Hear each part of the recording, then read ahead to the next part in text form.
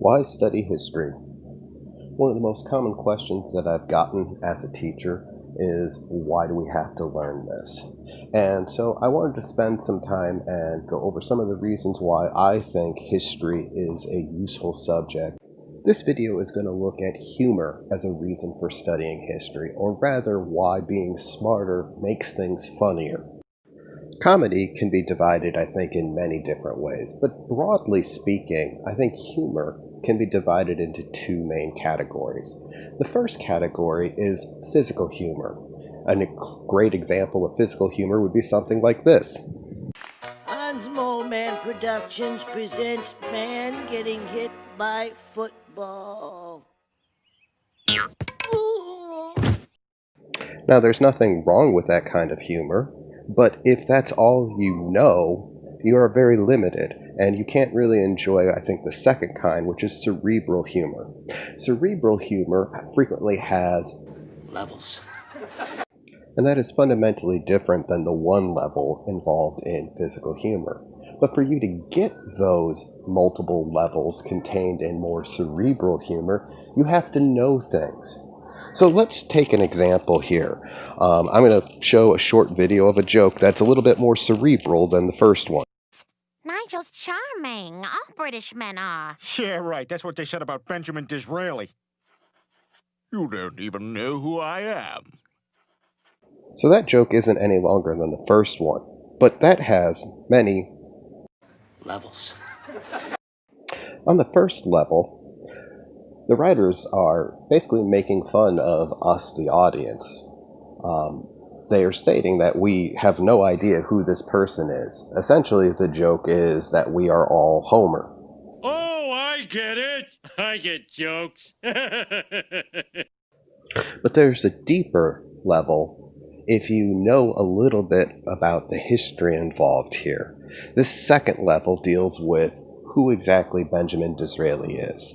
Now, Benjamin Disraeli lived in England from 1804 to 1881.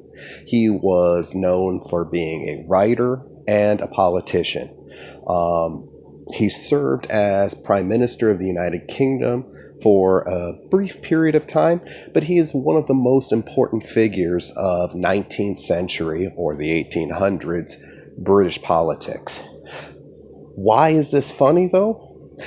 Because Benjamin Disraeli was known for having a very sharp, caustic wit. Basically, he was very good at making fun of people. He often used sarcasm, and he had very biting comments to give to his various peers. Basically, he wasn't very charming at all. So he was known for a lot of things, but he wasn't known for being charming. The writers of this joke, however, build these different levels, with steps, and it'll all be carpeted. A lot of pillows, like ancient Egypt. This last level of the joke requires you to know something about the show. The person who made this reference, Peter Griffin, is a moron. So, how on earth does this person, who is ridiculously stupid throughout the entire run of the show, completely aware to make this poignant, well thought out reference to a 19th century British politician?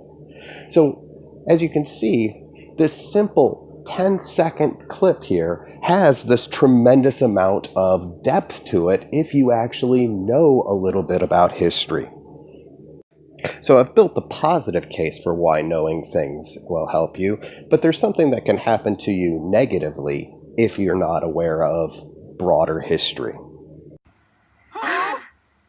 Yeah, I like it this way. I'm not stupid.